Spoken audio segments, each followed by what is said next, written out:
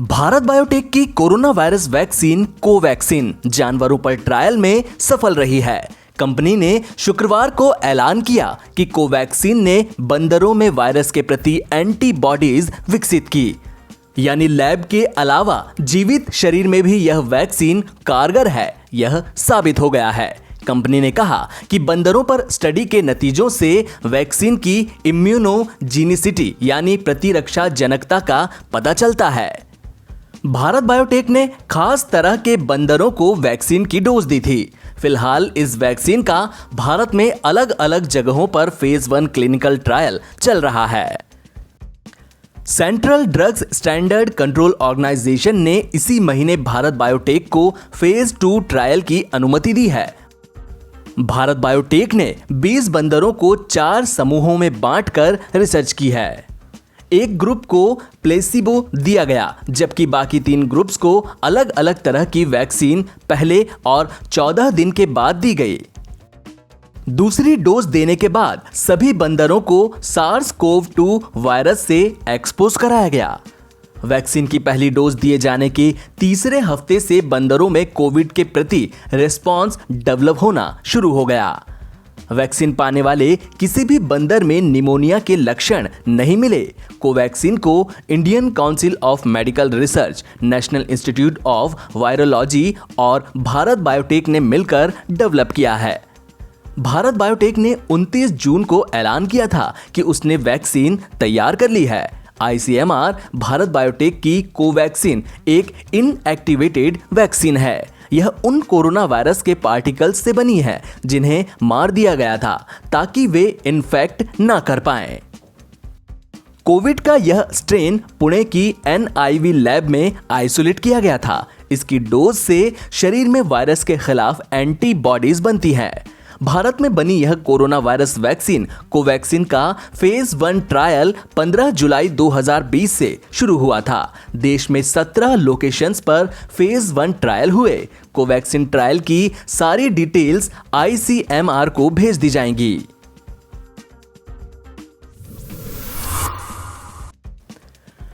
भारत में corona virus के active मरीजों की संख्या 9,50,000 से ज्यादा हो गई है। केंद्रीय स्वास्थ्य मंत्रालय के आंकड़ों के मुताबिक महाराष्ट्र के अलावा कर्नाटक, आंध्र प्रदेश और तमिलनाडु में रोज कोरोना की रफ्तार बढ़ रही है।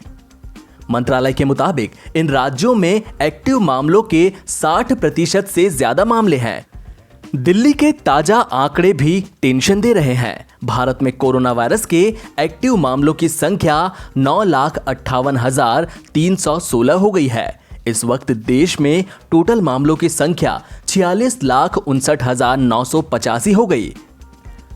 इनमें से 36,24,197 मरीज अब तक ठीक होकर घर जा चुके हैं।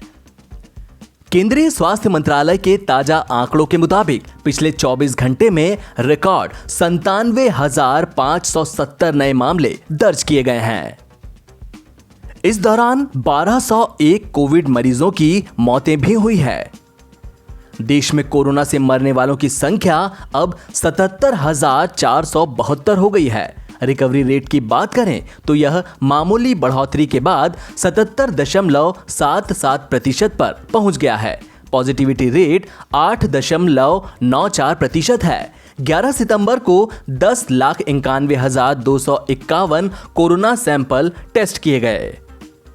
अभी तक कुल 5,51,89,226 सैंपल्स टेस्ट किए जा चुके हैं। देश में लगभग सभी राज्यों से कोरोना मरीज सामने आ रहे हैं। कई राज्य ऐसे भी हैं जो इस महामारी से मुक्त हो चुके हैं, लेकिन प्रवासियों के राज्य में दाखिल होने से वे फिर से इस संक्रमण की जद में आ गए हैं।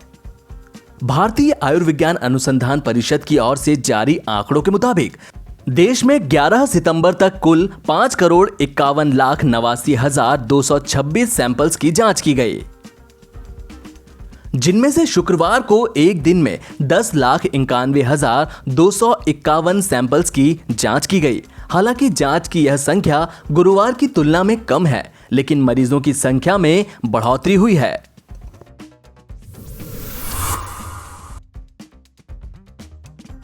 भारत और चीन के बीच सीमा पर तनाव कम करने को लेकर ताजा सहमति के बावजूद टकरार बरकरार है। विदेश मंत्रियों की बातचीत में बॉर्डर से धीरे धीरे सैनिकों की संख्या कम करने पर आम राय बनी है, लेकिन सीमा पर दोनों सेनाएं आमने सामने की स्थिति में है।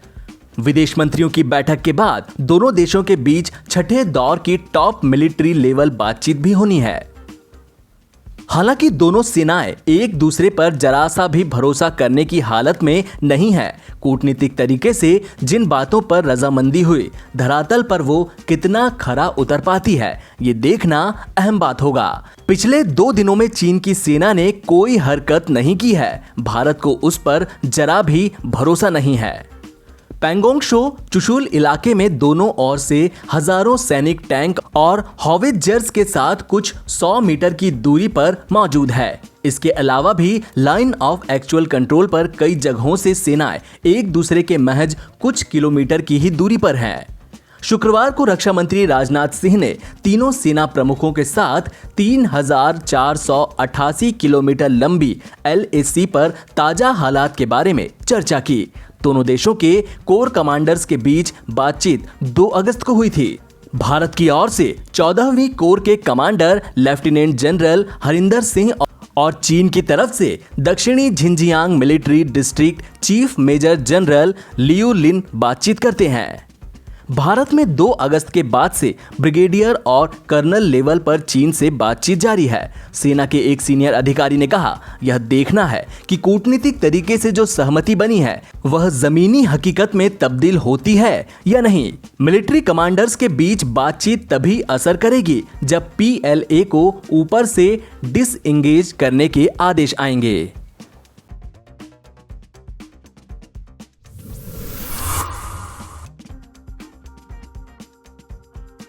भारतीय रेलवे ने अनलॉक 4 के तहत आज से 80 और स्पेशल ट्रेनें चलाने का फैसला किया है। इन ट्रेनों के लिए बुकिंग विंडो 10 सितंबर से खोली गई थी। रेलवे इसके अलावा 12 मई से 30 स्पेशल राजधानी ट्रेनें और 1 जून से 200 स्पेशल मेल एक्सप्रेस ट्रेनें चला रहा है।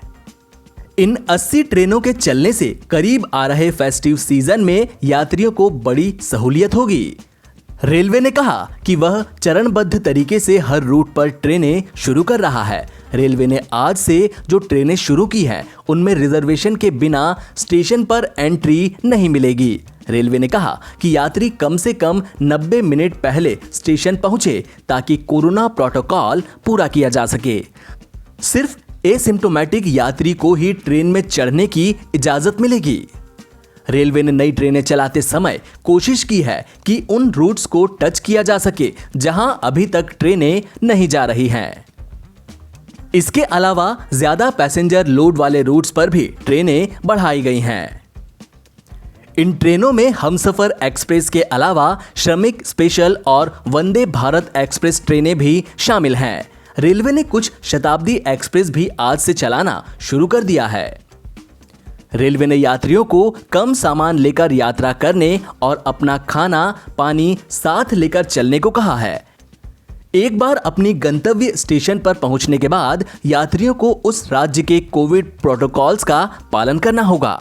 अभी जो ट्रेनें शुरू हैं तो सुविधा तो बेहतर है, बाकी स्टेशन पे भी सुविधा बेहतर है। सैनिटाइज वगैरह स्किन फिट करके सब अंदर आने देते हैं। ट्रेन के अंदर भी फैसिलिटी अच्छी है, साफ सुथरी है और डिस्टेंस का पालन हो रहा है।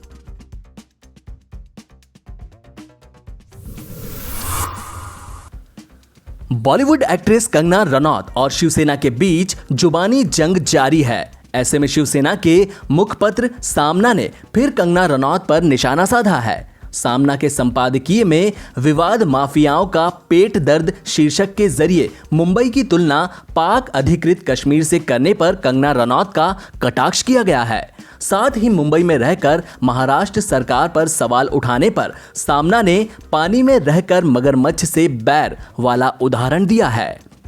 सामना में कंगना पर निशाना साधते हुए लिखा है कि पानी में रहकर मगरमच्छ से बैर नहीं किया जाता या खुद कांच में रहकर दूसरों के घर पर पत्थर नहीं फेंका जाता। जिन्होंने फेंका उन्हें मुंबई और महाराष्ट्र का श्राप लगा। मुंबई को कम आंकने का मतलब खुद ही खुद के लिए गड्ढा खोदना जैसा है। महाराष्ट्र संतों, महात्माओं और क्रांतिकारियों की भूमि है। हिंदवी स्वराज्य के लिए, स्वतंत्रता के लिए और महाराष्ट्र के निर्माण के लिए मुंबई की भूमि यहाँ के भूमि पुत्रों के खून और पसीने से नहाई है। सामना में आगे लिखा कि स्वाभिमान और त्याग मुंबई के तेजस्वी अलंकार हैं।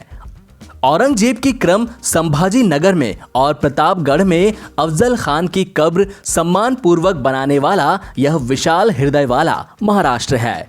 इस महाराष्ट्र के हाथ में छत्रपति शिवाजी महाराज ने भवानी तलवार दी थी।